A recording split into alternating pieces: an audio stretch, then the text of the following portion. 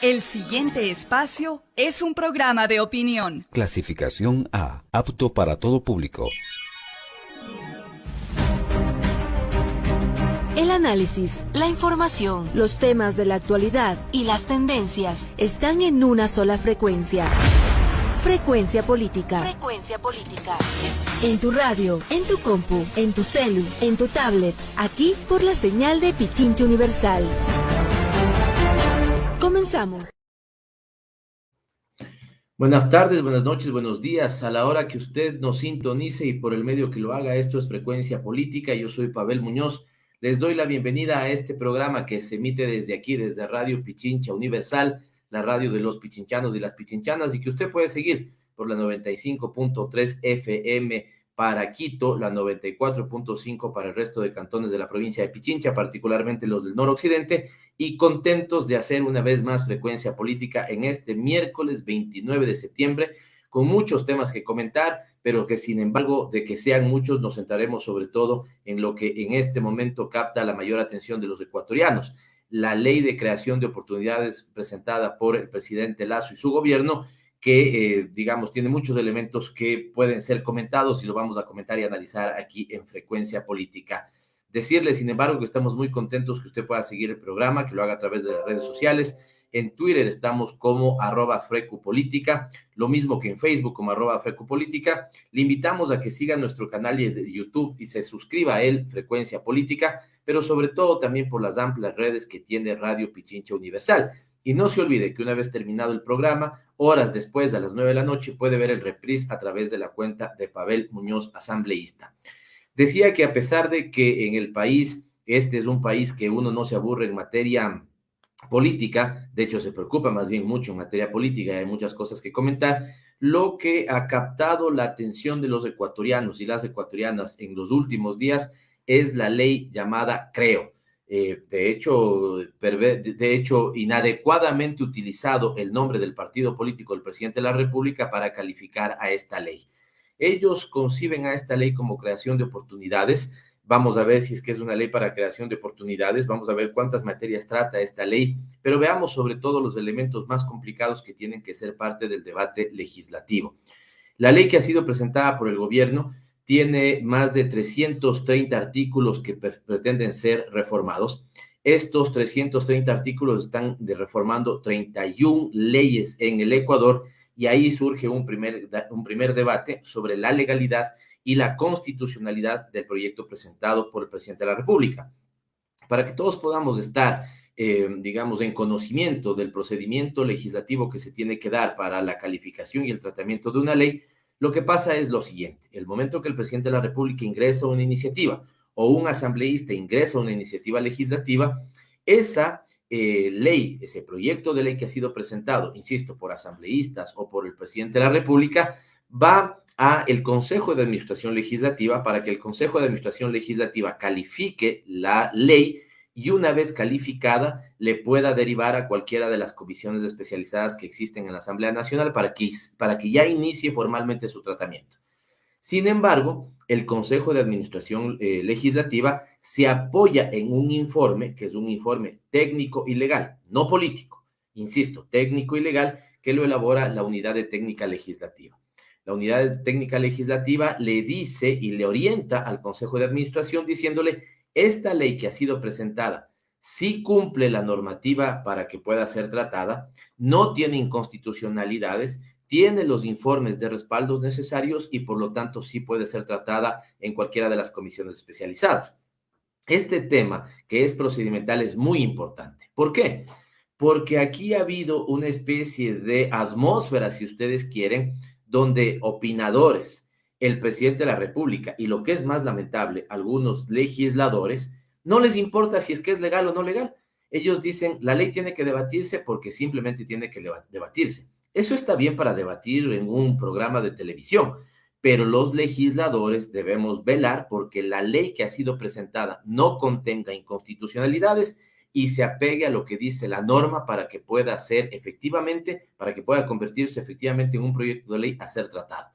La Unidad de Técnica Legislativa acaba de elaborar un informe donde le dice con claridad al país entero: esta ley contiene varios elementos que podrían ser inconstitucionales, pero sobre todo incumple una disposición legal, no una opinión, una disposición legal. Y por eso cuando yo digo de manera lamentable a algunos legisladores, es como si los legisladores dicen, mire, no importa si usted se pasó la luz del semáforo en rojo, como estaba apurado puede nomás pasarse. No, señores legisladores, si la ley impide pasarse el semáforo en rojo, no se puede pasar.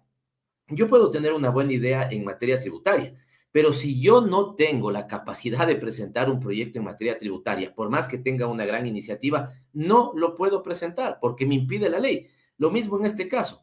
Si el presidente de la República, con su proyecto de ley, que insisto, tiene 330 artículos y trata de reformar 31 leyes, no hay conexidad, no hay unión entre ellas, no hay lo que se llama unidad de materia. El Consejo de Administración Legislativa tiene toda la potestad para decirle, mire, señor presidente, le devuelvo su proyecto de ley, mejore su proyecto de ley, divida su proyecto de ley, arregle su proyecto de ley y mande 2 iniciativas, pero yo no puedo seguir con el tratamiento de esto.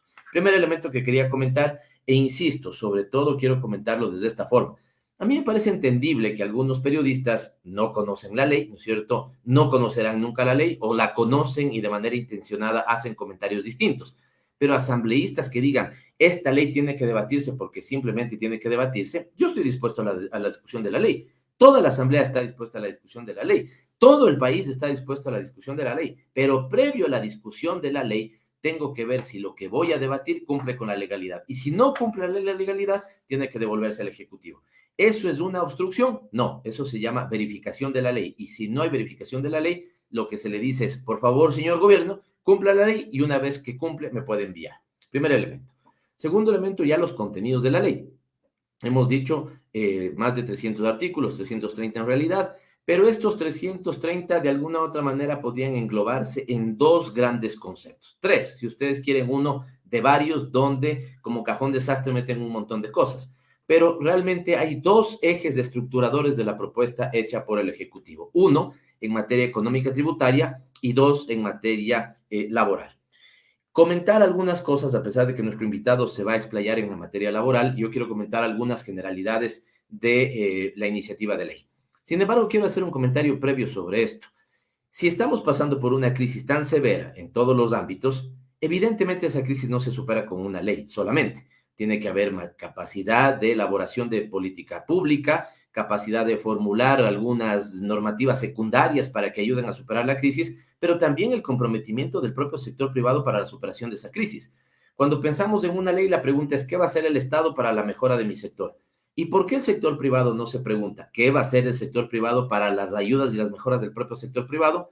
Porque si es que esta ley, que no lo hace, pero si es que esta ley mejorara las posibilidades de contratación, por ejemplo, mejorar algunas condiciones institucionales, la pregunta es, ¿y el capital de trabajo para iniciar mi negocio? ¿Eso también le va a dar el Estado?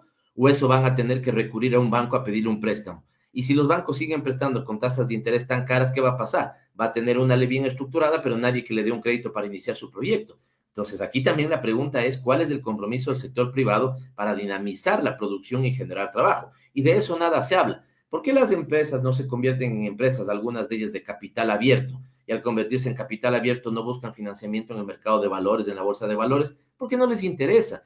Pero no les interesa también porque los actores privados no plantean esos temas a discusión. Así que el debate es absolutamente interesado. Por lo tanto, en materia tributaria, a pesar de que todas estas cosas se podrían conversar, volvemos, ¿no es cierto?, a enfocarnos en 2 o 3 elementos, a pesar de que hay muchos, pero 2 o 3 elementos centrales. El primero, el tema de las contribuciones especiales. Y aquí lo que se quiere es una contribución para que las personas, sobre la base de su patrimonio, y las empresas, sobre la base de su patrimonio, tributen. Lo hagan por una vez en el un caso, por 2 veces en el otro caso. Ya lo voy a explicar, pero rompiendo lo que sería un tratamiento equitativo para ambas partes. La ley dice lo siguiente: si las personas tienen un patrimonio mayor a $500,000, empiezan a tributar. Las empresas mayor a $1 millón. Ya se dan cuenta de que empiezan las diferencias. Para las personas mayor a $500,000, para las empresas mayor a $1 millón. Las personas van a tener que contribuir 2 años, el 2022 y el 2023. Las empresas, el 2022 solamente. Es decir, las personas pagan 2 años, las empresas solo 1 año. Siguiente elemento. Las personas van a pagar sí o sí, no importa si les fue bien o pésimo en el contexto de la pandemia, tienen que pagar el tributo. Las empresas van a trabajar solamente si es que no fueron afectadas en época de pandemia. Entonces, aquí hay evidentemente un tratamiento diferenciado. Y cuando ustedes se preguntan de las personas quienes contribuyen, no contribuirían las personas que tienen sus bienes en paraísos fiscales, no contribuirían personas extranjeras, pero que tienen recursos o propiedades en el Ecuador, o las personas que, digamos, son residentes ecuatorianas, ¿no es cierto?, y que tienen aquí sus capitales. Es decir, si ustedes quieren ir a este tema, debería haber un tratamiento igualitario, personas y empresas tributar desde $1 millón para arriba. Si las dos van a pagar, que las dos paguen o 2 años o 1 año, pero no este tratamiento diferenciado. Que las dos, si es que les fue mal, no paguen, ¿no es cierto? Pero no como está sucediendo en este momento. Si a la empresa le fue mal, no paga. Si a la persona le fue mal, no importa, igual paga. O sea, hay un elemento que es ahí muy preocupante. Segundo elemento, en la materia tributaria, es el grave golpe, gravísimo golpe que le estarían dando a los bolsillos, sobre todo de las clases medias, porque en la práctica está subiendo el impuesto a la renta. Claro, no sube la tarifa del impuesto a la renta, pero sí suben dos cosas. La una, ya no pueden las personas deducirse de sus gastos personales, gastos en salud, en educación, en vivienda y en alimentación, al menos no pueden hacerlo como lo hacían antes. Y lo segundo es que, esto es un elemento muy técnico, no quiero entrar a ese detalle, perdería mucho tiempo, pero el impuesto a la renta es como si ustedes pagaran estando en una escalera. Los que están en el primer escaño, en la primera grada pagan un poco, los de la siguiente grada pagan otro poco, los de la siguiente grada pagan un poco más, y así se va cumpliendo un principio que es de progresividad, quien más tiene más paga. Pero lo que están haciendo es que la escalera sigue siendo la misma, pero la cantidad de personas que están en ese escalón, si ustedes quieren, ha cambiado. Esto querría decir, si pongo un ejemplo, que una persona que hoy gana $1,700 y no pagaba impuesto a la renta o pagaba $36 de impuesto a la renta, va a mantenerse ganando los $1,700, pero van a subirle a la escalera siguiente y en esa escalera siguiente va a pasar de pagar $36 a más de $800, ¿no es cierto?, por impuesto a la renta. Este es un grave golpe. Personas que ganaban $2,000, ¿no es cierto? En realidad la escala es de 1,500 para arriba, de 1,500 no pagan, pero desde 1,800, 1,900 ya empiezan a pagar, pero empiezan a pagar con una diferencia significativa. En algunos casos esa diferencia llega a ser hasta de 1,700%. Sí, 1,700%. Algunas que pagan $40 hoy pasan a pagar cerca de $900, algunas que pagan $1,200 hoy pasan a pagar $3,200 y así sucesivamente. Tenemos un grave golpe a los bolsillos de la clase media en esta materia. Finalmente, en materia tributaria hay una cosa terrible. Si alguien le defraudó al fisco en materia fiscal, en materia tributaria, ¿no es cierto?, y hoy debe ir a los tribunales y los tribunales deben dar una sanción, aquí no. Aquí dicen, si usted le defraudó al Estado no pagando sus impuestos, se sienta a negociar con la autoridad tributaria y esto es completamente, digamos, inconveniente, innecesario, impertinente. Y finalmente la materia laboral, donde no me extiendo mucho porque nuestro invitado va a hablar de ello, pero ¿qué opina usted de una ley donde va a tener dos regímenes laborales? Para un tipo de trabajadores una, ¿no es cierto?, para otro tipo de trabajadores otra. Lo que va a terminar pasando, y esto ya lo vimos con la ley humanitaria, es que algunos empleadores, no todos, no hagamos generalizaciones injustas, pero algunos sí le van a decir, te voto hoy porque estás contratado con el Código de Trabajo anterior y mañana te contrato con la ley nueva. Y esta ley nueva le da algunas, ¿no es cierto?, muchísimas ventajas al empleador. Entre ellas, por ejemplo, la jornada laboral, que hoy es de 8 horas diarias. Cuando usted trabaja más de las 8 horas, tendrían que reconocerle una hora extra. Ya no, podrían ser jornadas hasta de 12 horas, porque las 40 horas semanales que hoy se organizan en 5 días, en esta ocasión se organizarían en 6, y podrían llegar, ¿no es cierto?, a tener los trabajadores y trabajadoras del país hasta 12 horas de trabajo al día, sin que por ello se les reconozca ninguna hora extra, porque esa sería la jornada laboral. Hay una posibilidad de reducir la jornada de trabajo y al hacerlo le reducen el salario y al hacerlo incluso le aportan menos a la seguridad social. El artículo 70 es un artículo donde a usted le pueden sacar fácilmente del trabajo, incluso en algunas cosas por apreciaciones absolutamente subjetivas, pero lo que ya es de locos es que si a usted le sacan del trabajo, además va a tener que indemnizarle a su empleador por un mes de su sueldo, ¿no es cierto?, porque le votaron a usted, por ejemplo, por una falta de indisciplina. O Suena bien, la gran pregunta es ¿qué es indisciplina? Y como no está definido, mañana literalmente, si usted le cae mal a su jefe, ¿no es cierto?, podría acogerse a ese artículo, votarle a usted, ¿no es cierto?, y usted además tener que pagarle al empleador que lo ha sacado de su puesto de trabajo. Finalmente, usted en este momento tiene, por ejemplo, un contrato de prueba de 3 meses, después del año ya puede tener la estabilidad. Aquí se suben a 5 meses del contrato de prueba y solamente después del cuarto año usted podría tener estabilidad. También lo que podría suceder es que 15 días antes de que cumpla los 4 años le saquen, ¿no es cierto?, y usted no pueda tener estabilidad. Este tipo de cosas, esta iniciativa legal, ¿quieren discutir con el gobierno? Evidentemente discutamos, debatamos, ¿no es cierto?, pero con condiciones claras. Y las condiciones no la ponen, digamos, los actores políticos ni sociales. Las condiciones están en la ley y en la Constitución. Si no cumple con la ley, el proyecto deberá ser revisado y mejorado por el Ejecutivo. Si contiene inconstitucionalidades, no puede tratarse. Y si hay una afectación severa a los derechos de los trabajadores, esto ni siquiera da para una discusión sensata.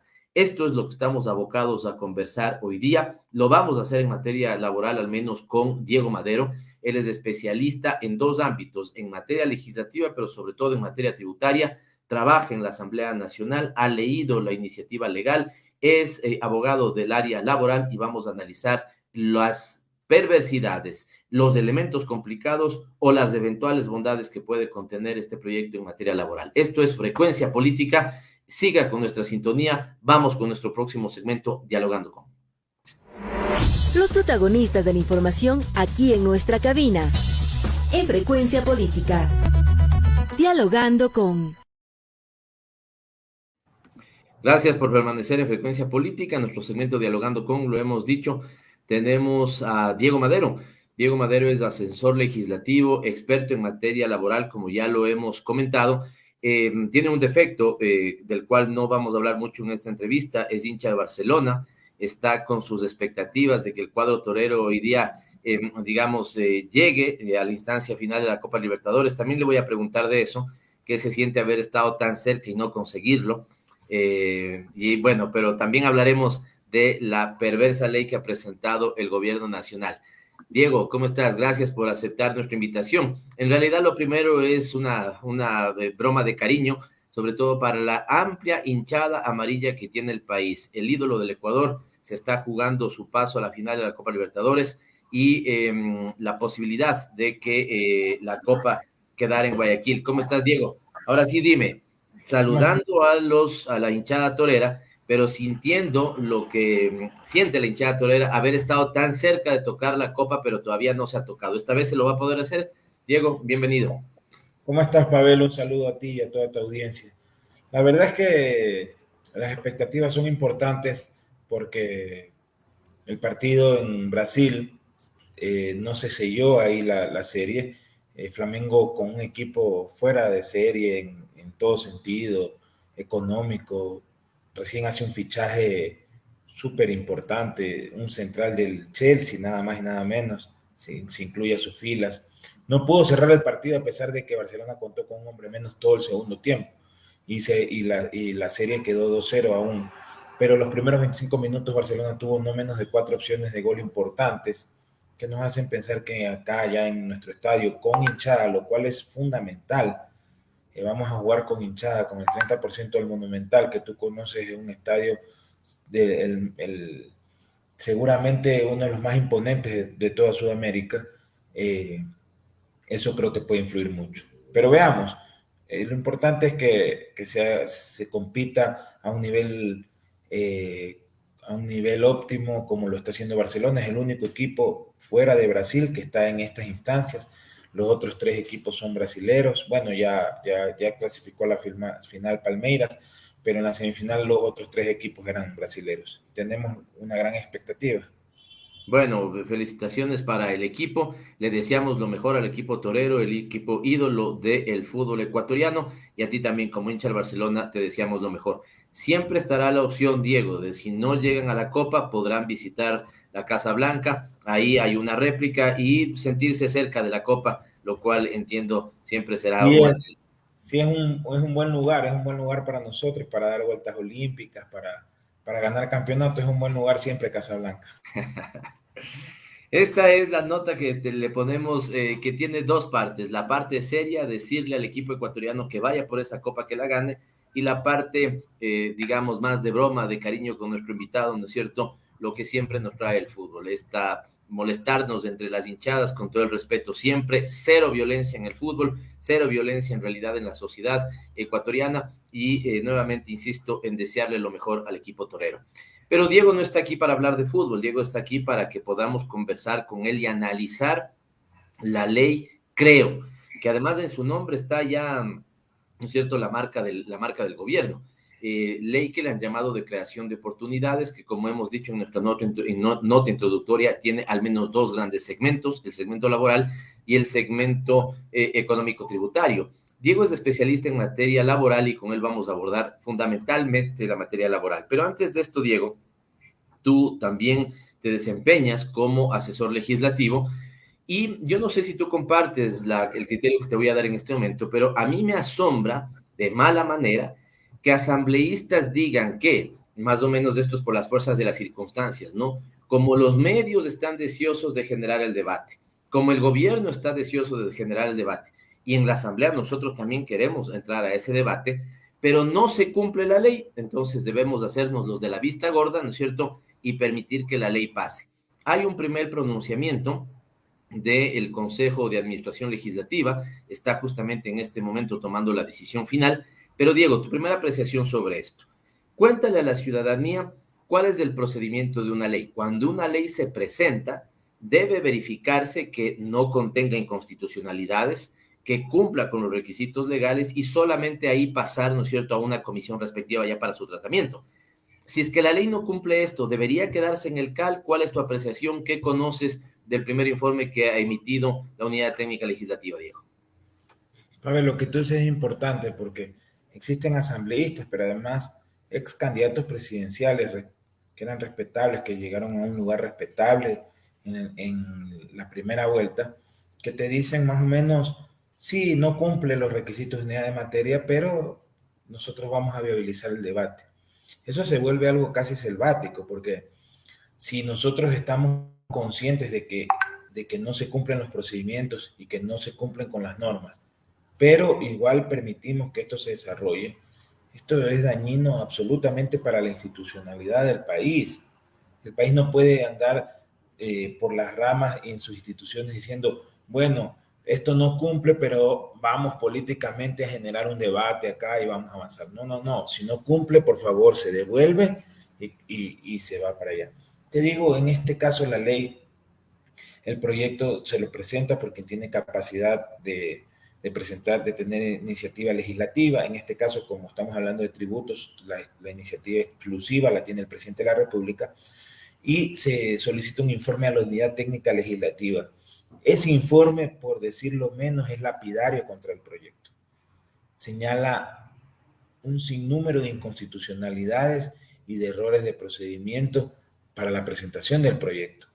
¿Ya? Y te digo, ese informe de la Unidad Técnica Legislativa que se puede consultar en la página web de la Asamblea, donde dice legislamos, consulta de proyectos de ley, se pone el proyecto de ley y se ve los documentos y uno puede ingresar a ver ese informe.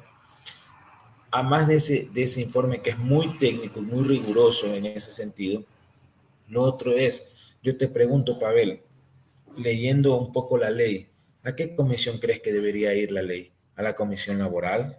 Tiene 82 artículos de lo laboral.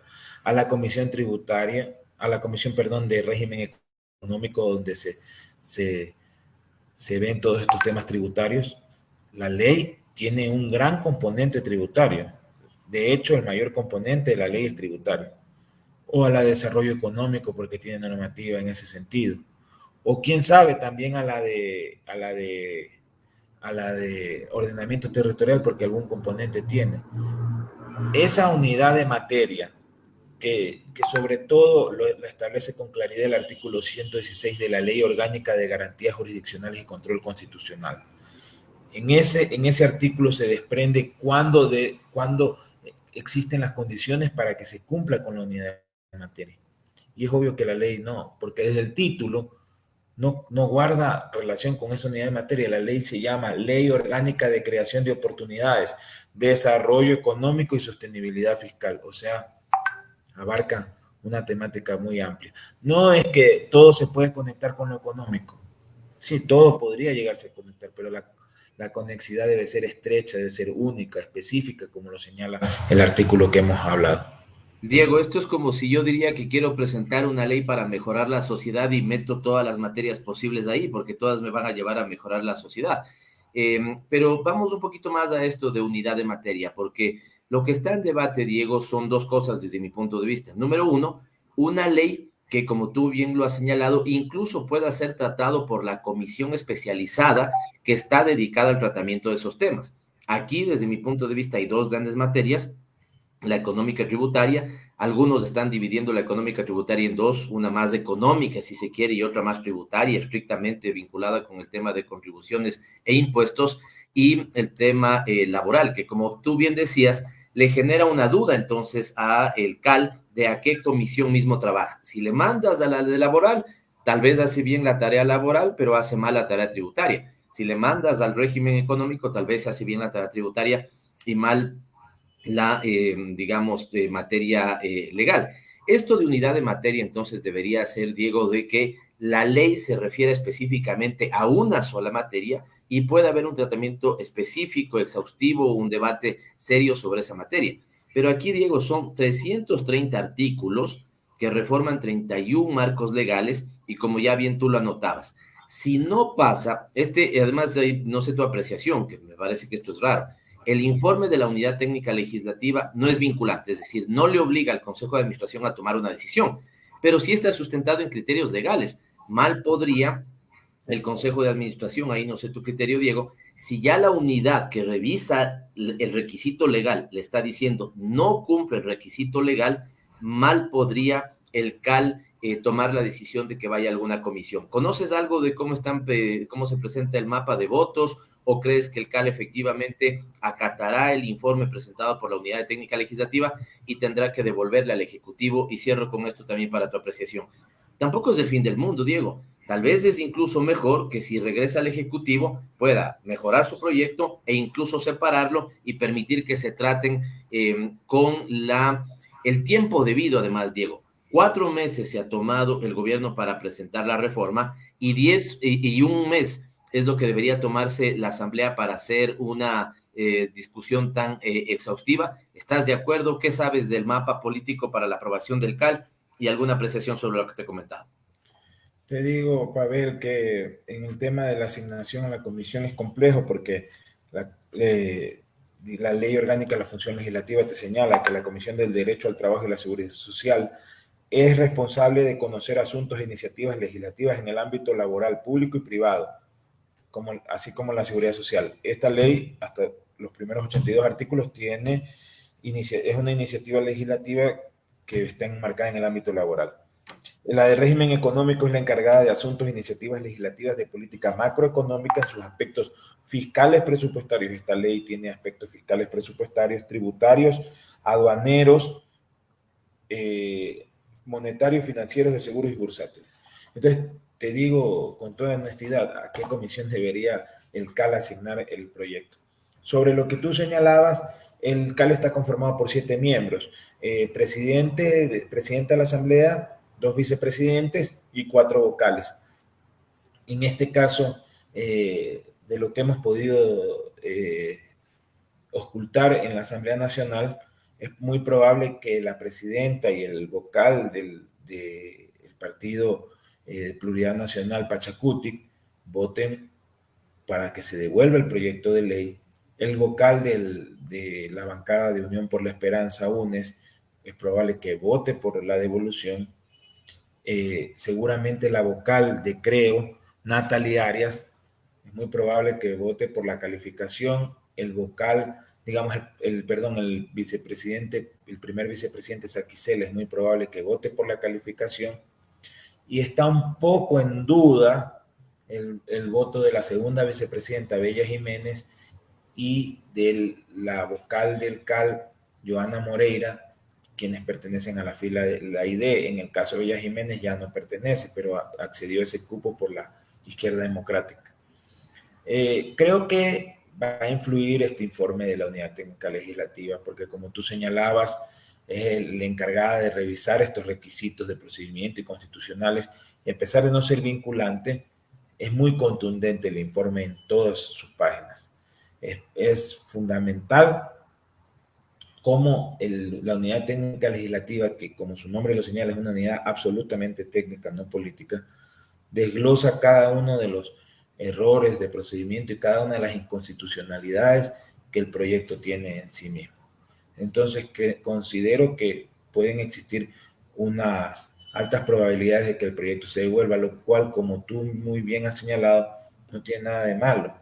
Es parte de cumplir con lo que establece la ley, y es parte de que el Ejecutivo tenga una nueva oportunidad de enviar un proyecto muy bien estructurado, no como el que ha enviado. No sé, tú lo has podido revisar, Pavel, y en esto a veces nos hacen quedar mal a los abogados. El proyecto tiene una redacción muy pésima. Te lo digo con toda franqueza, la redacción es muy mala. Las leyes se tienen que construir para que no solo los abogados las entendamos, porque no solo los abogados las cumplimos. Las leyes tienen que ser redactadas para que todos las puedan entender, porque son todos los ciudadanos quienes las van a cumplir, ¿ya? Esto no quiere decir eximir de la ley términos técnicos. Pueden incluirse términos técnicos, pero el resto del lenguaje tiene que ser muy sencillo para que todos lo comprendamos. En el caso de esta ley es absolutamente contrario en ese sentido.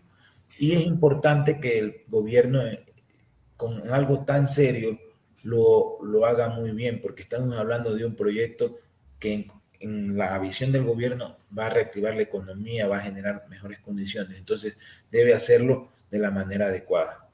Ahora, Diego, voy a tener que hacer un corte que me pide la producción dentro de unos pocos minutos, con lo cual no quiero entrar ya a lo central del análisis para no tener que interrumpirte. Pero sí partamos de una constatación. Es cierto que el Código de Trabajo, que tiene ya varios años de existencia, muchas reformas a su haber, necesita, ya no diría yo una actualización, sino una suerte como de reestructuración global. Los tiempos han cambiado, digamos, las circunstancias son distintas. Sin embargo, de eso no se pueden conculcar derechos de los trabajadores. Este proyecto es efectivamente, si tú quieres, una mejora, digamos, vuelve a ser un parche más a la materia laboral, tú la conoces bien. Insisto, ya entraremos a lo más peligroso, a lo más contundente, pero todavía en términos generales, ¿es una buena reforma al mercado, al tema del Código de Trabajo? ¿O crees más bien que debería la Asamblea dedicarle todo el tiempo necesario para una buena discusión y una actualización seria de la materia laboral? Te digo, Pavel, realmente, como tú has señalado, el código ya data de hace casi 90 años. El código debe de ser, se debe realizar un nuevo código ya en estas circunstancias, como se ha hecho con el Código Civil, como se ha hecho con otras normativas antiguas. Código de Comercio. Pero esa, entre comillas, actualización o esa reestructuración tiene que ir progresivamente más favorable a garantizar más derechos. No porque, digamos, a Pavel Muñoz o a Diego Madero se le ocurran porque somos progresistas o no. No, sino porque la Constitución te dice que el contenido de los derechos se desarrollará de manera progresiva a través de las normas, en este caso el Código de Trabajo, la jurisprudencia y las políticas públicas. El Estado generará y garantizará las condiciones necesarias para su pleno reconocimiento y ejercicio. Será inconstitucional cualquier acción u omisión de carácter regresivo que disminuya, menoscabe o anule injustificadamente el ejercicio de los derechos. Vamos a entrar posteriormente en materia, como tú lo has señalado, pero el código lo que hace, digamos, esta ley, lo que hace es tener un régimen distinto para ciertas personas que es totalmente regresiva en derechos, ¿ya? Que regresa en conquistas que los trabajadores fueron realizando, incluso con sangre en muchas ocasiones. No quiero mantenerle más en, digamos, la expectativa de entrar ya a desmenuzar y meterle el diente, como se dice comúnmente, ¿no es cierto?, a los elementos complicados de esta ley presentada por el gobierno. Vamos a una corta pausa de un minuto nada más que establece la producción de este programa y volvemos aquí a dialogar con Diego Madero, haciendo ya de lleno y de fondo un análisis de lo que en materia laboral contiene el proyecto de ley que le llaman Creando Oportunidades o de Creación de Oportunidades, presentado por el gobierno de Guillermo Lasso. Vamos a una corta pausa y volvemos a seguir. Seguimos dialogando con Diego Madero, especialista en materia laboral, para analizar las perversidades, problemas y también si es que hay algo rescatable que pueda contener el proyecto de ley presentado por el Ejecutivo liderado por Guillermo Lasso. Diego, ya empezabas a visualizar los elementos complicados. El gobierno ha sostenido que no se topa o que se pretende no topar el código laboral vigente y que esta sería una especie como de nueva normativa. Estamos hablando de dos regímenes laborales. Esto es válido, es constitucional. Vamos a tener trabajadores y trabajadoras de primera y otros de segunda, unos con sus derechos bien garantizados y otros con derechos precarios. ¿Qué apreciación sobre esto, Diego? Te digo, realmente, como tú has señalado, Pavel, es un proyecto no laboral, al menos, que es lo que he podido yo profundizar, es perverso sin lugar a dudas. Es perverso, ¿sabes por qué, Pavel? Porque la discusión es, no hay peor cosa que no tener trabajo. Y entonces, para tú tener trabajo, tienes que resignar un sinnúmero de derechos ya adquiridos. Y como tú señalas, un régimen para unos y otro régimen para otros. Pavel Muñoz y Diego Madero somos mensajeros en una empresa. Cumplimos el mismo rol, pero tú tienes unos derechos que yo no tengo porque estoy bajo un nuevo régimen. Eso rompe con el principio de igualdad, consagrado en esta Constitución, pero además consagrado en diversos tratados internacionales. Pero es perverso porque además, Pavel, te dicen, ¿usted por qué quiere decidir por el señor desempleado? El señor desempleado puede aceptar estas condiciones. ¿Y usted por qué quiere impedir que el señor desempleado acepte estas condiciones? No es que nosotros a título personal queremos impedir, es que el Estado en su conjunto, con todas sus instituciones, debe vigilar y precautelar que las personas que están en condición de vulnerabilidad, un desempleado está en condición de vulnerabilidad porque no tiene trabajo, que esas personas no se vean, no sean aprovechadas por otras, ¿ya? Pero en este caso lo que hace, por eso es tan perverso el proyecto, porque en este caso lo que el proyecto hace es permitir y viabilizar que se aprovechen de personas en condición de vulnerabilidad. Te pongo el ejemplo. ¿Tú le aceptas todo al chulquero cuando estás en una circunstancia así? Claro, la gente le acepta. El chulquero te dice, tú me pagas diario un valor y un interés de tanto, que es un interés absolutamente absurdo, pero la gente en ese estado de necesidad lo acepta, ¿ya? Pero ¿qué hace el Estado para evitar que se generen estas condiciones? Genera política pública, pero genera normativa. Entonces castiga al chulquero con un delito para evitar que esas condiciones se brinden. Acá no, acá se legaliza el aprovecharse de una persona.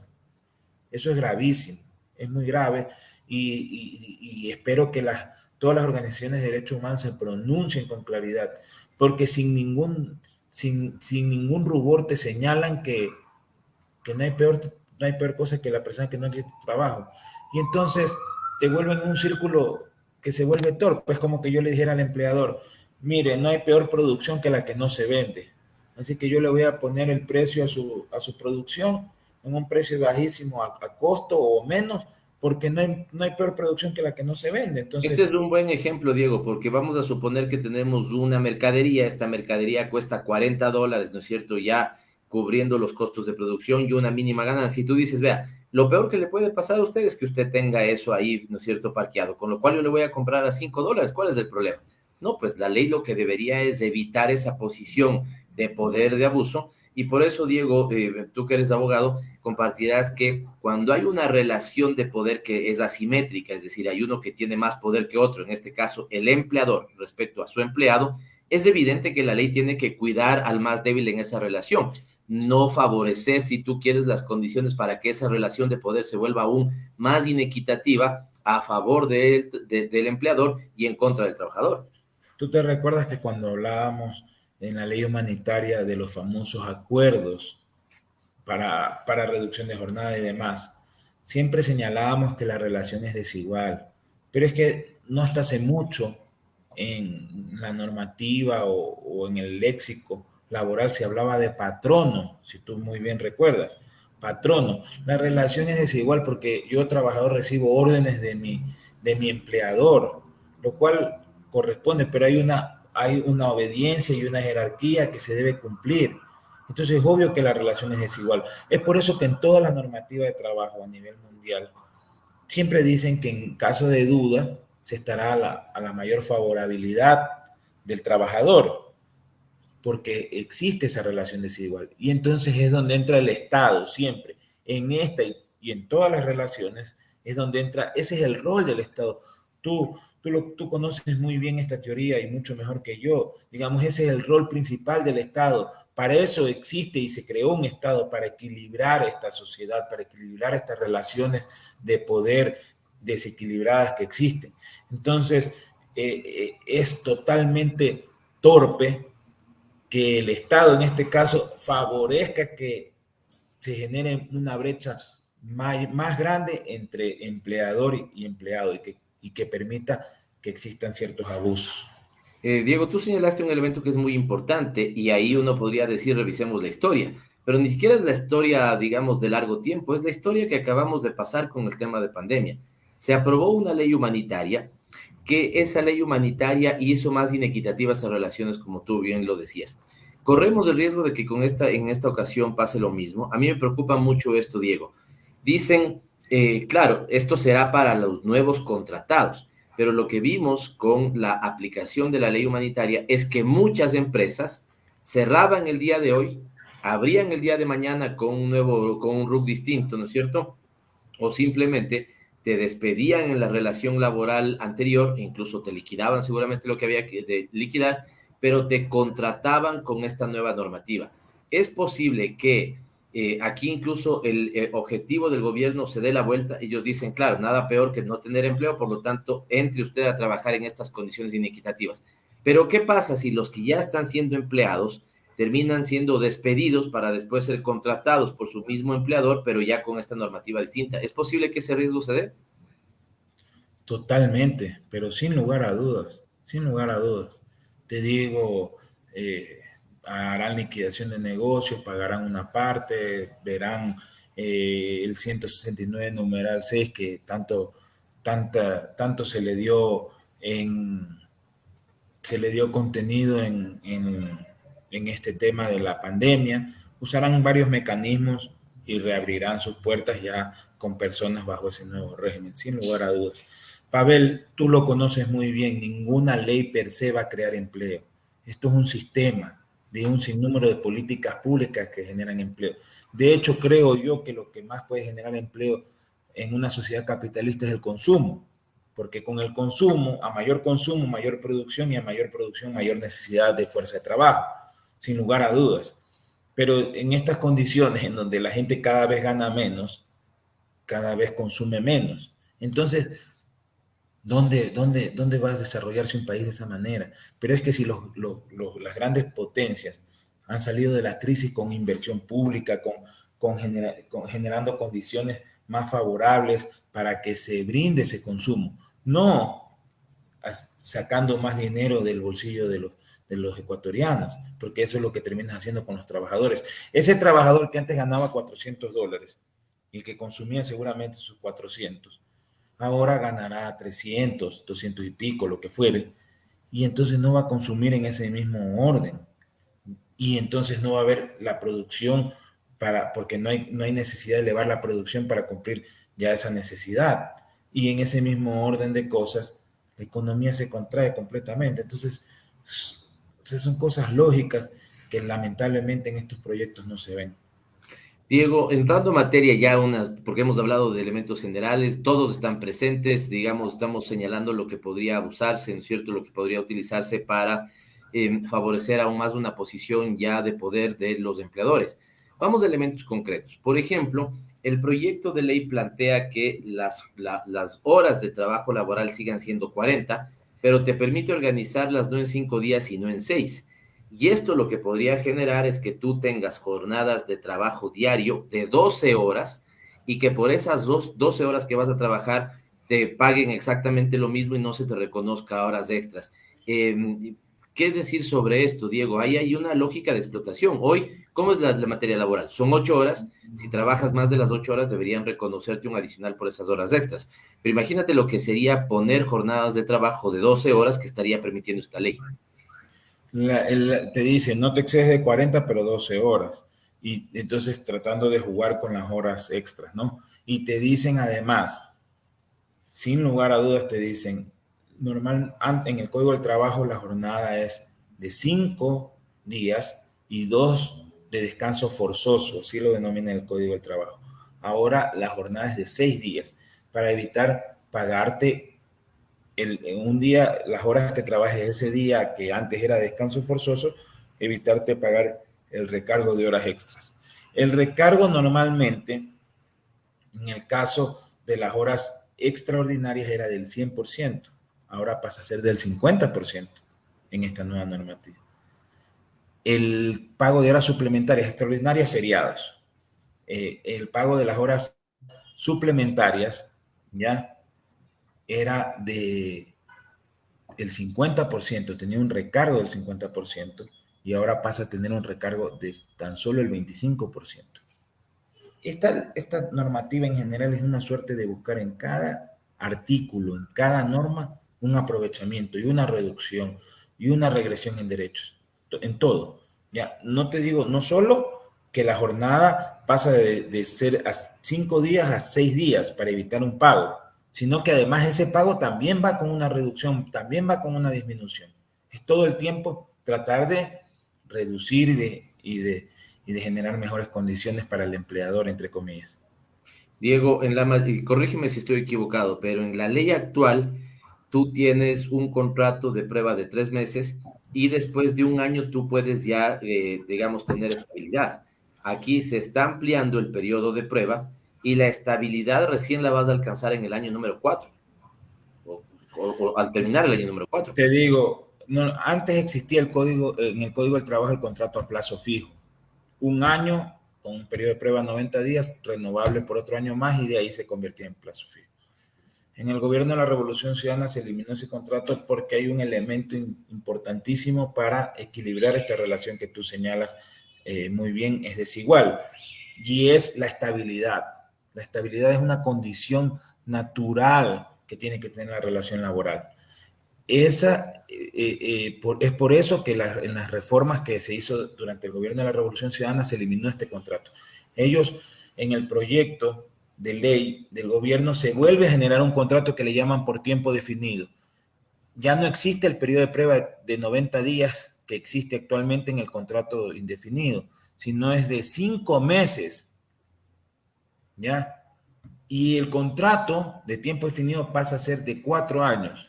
O sea, tú puedes estar trabajando 4 años en una empresa y 15 días antes te dicen, ya no voy a requerir más, en 15 días termina tu contrato de 4 años, que te vaya bien. Perfecto. Entonces, tú escuchas a mucha gente, Pavel, que dice, pero si tú eres lo suficientemente capaz, te van a renovar porque es necesario y todo. Es que la gente ve muchas veces desde su posición, pero un obrero en donde más pesa la fuerza de trabajo que el intelecto, tú un obrero lo puedes conseguir de alguna manera. No hay una gran diferenciación que se puede hacer en el trabajo. Y entonces, ¿qué va a hacer la empresa? A los 4 años te va a votar y va a generar a un nuevo obrero para que empiecen los 4 años y de tal suerte que yo no vaya acumulando tiempo de servicio que me pueda afectar en algún momento para una liquidación. Entonces ahí es donde se vuelve muy compleja la situación en esta relación laboral con esta nueva normativa. Diego, yo he señalado que, sobre todo basándome en el artículo 70, al que quisiera que comentemos, he dicho que muchas veces, más bien lo que podemos ver es una ley, o sea, el gobierno lo defiende como una ley fácil para contratar, pero si uno ve el artículo 70, más bien sería una ley fácil para despedir. El artículo 70, si no estoy mal, plantea 13 causales para la posibilidad de despedir al trabajador, ¿no es cierto? Algunas de esas causales son absolutamente subjetivas, es decir, es la apreciación del jefe de que tal cosa, digamos, te paraste y te fuiste al baño. Eso es parte de indisciplina, te pueden votar. Y además, si te votan utilizando una de esas causales, ahora lo que es de locos es que el trabajador despedido le tiene que hacer una indemnización por lo que le han sacado del trabajo a su jefe, al patrón o al empleador. ¿Qué decir del artículo 70, Diego? Es que te digo, se vuelve dantesco para ver lo que tú señalas, es tragicómico. O sea, a mí me sancionan quitándome el trabajo sin darme un derecho a la defensa y un debido proceso, y además tengo que pagar una indemnización de un sueldo.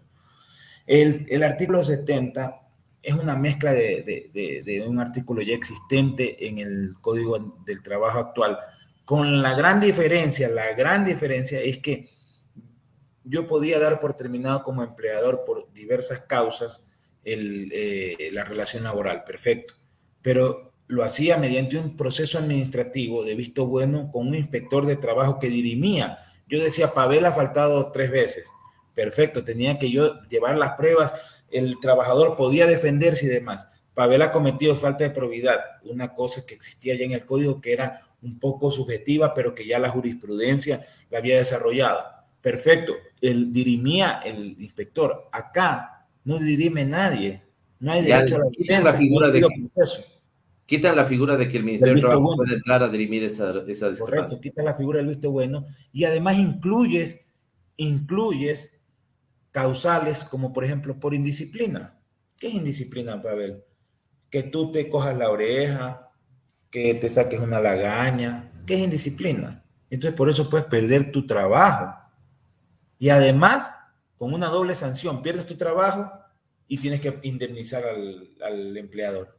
Esto segundo es de loco. El ministro de Trabajo ha dicho que eso sí existía en la normativa anterior, pero no vemos que eso esté en la normativa anterior. Lamentablemente el ministro de Trabajo no es una persona que tenga conocimientos sólidos en derecho laboral. Lo que existía antes, Pavel, lo que ha existido en el Código del Trabajo es el desahucio. El desahucio es, tú avisas 15 días antes, yo ya me voy y dejo este trabajo. Si tú no cumples con ese requisito y rompes como empleado abruptamente el contrato de trabajo, te descontaban 15 días de remuneración. Pero es porque tú rompes abruptamente el contrato de trabajo y no avisas 15 días antes de tu salida del trabajo. Pero no tiene nada que ver con el despido, en donde tú pierdes el trabajo, te sancionan botándote del trabajo y además te sancionan con una indemnización. Entonces, esos son los desconocimientos que se tienen sobre la ley y esos son los desconocimientos que se ven plasmados en el proyecto actual. Diego, estamos con el tiempo llegando a su fin. Hemos dicho sobre las generalidades que no encontramos una mejora en el marco laboral, hemos dicho ya las particularidades de estos excesos y abusos sobre la jornada laboral. Una cosa también que quisieras tal vez comentar al final, mira, les preocupa la seguridad social, ¿no? Pero al mismo tiempo les permiten aquí reducir la jornada de trabajo. Si reduces la jornada de trabajo y le pagas al trabajador por esa jornada, también su aporte a la seguridad social va a ser menor, con lo cual en un círculo vicioso le afectas al trabajador, le afectas a la seguridad social. Sin lugar a dudas. Claro, y además de esto, digo, esto que lo quieras comentar, ¿hay algo que quisieras rescatar? ¿Hay algo que se puede rescatar de esta normativa? Algo que digamos poniéndose sensato, decir, bueno, este tema sí vale la pena discutirlo. ¿Encontramos eso o no encontramos elementos que se podrían rescatar? Te digo, Pavel, con toda franqueza, en el caso de la seguridad social es tremendo porque el trabajador aporta mucho menos, pero además sigue teniendo los mismos derechos. Entonces nos van a llevar a una discusión en donde te quiten beneficios de la seguridad social porque te digan ya no es sostenible porque no hay tantos aportes. Pero si esto desde el Estado mismo se ha impulsado para que existan menos aportes. Te diría que prácticamente nulo que haya algo positivo. Gravísimo, se reduce el valor del despido, se reduce y se pone límites para ese despido menores a los que ya existían, se reduce el valor del desahucio, se vuelve a la contratación por horas, Pavel, esto es gravísimo y sin que medie razón suficiente. Se reduce la jornada a más del 50%, lo cual quiere decir que puede ser 1% la jornada semanal. Entonces, te digo, hay una cantidad de elementos que seguramente seguiremos profundizando en este espacio, en muchos otros espacios, pero hay una cantidad de elementos totalmente dañinos para los trabajadores, ¿ya? Y el origen, como te digo, ya es totalmente grave. Es humíllate, pierde derechos porque peor es que no tengas trabajo. Entonces, así no puede actuar un Estado, jamás. Así no puede actuar un gobierno, jamás. Muchísimas gracias. Esta ha sido la valoración que hemos hecho con Diego Madero sobre esta primera parte. Seguramente incluso quedan algunos elementos para poder seguir analizándolos, pero Diego es claro en su apreciación. Dice él, desde una posición absolutamente sincera, no encuentro nada que se pueda rescatar. Hay más bien una lógica que, pensando en lo que decía la filosofía política clásica, no una especie de disciplinamiento. Como no tienes trabajo, como tienes la posibilidad de perder el que tienes, entonces yo pongo una normativa absolutamente severa. Mañana te diré, tienes que trabajar 12 horas y si quieres bien, si no, ahí está la puerta.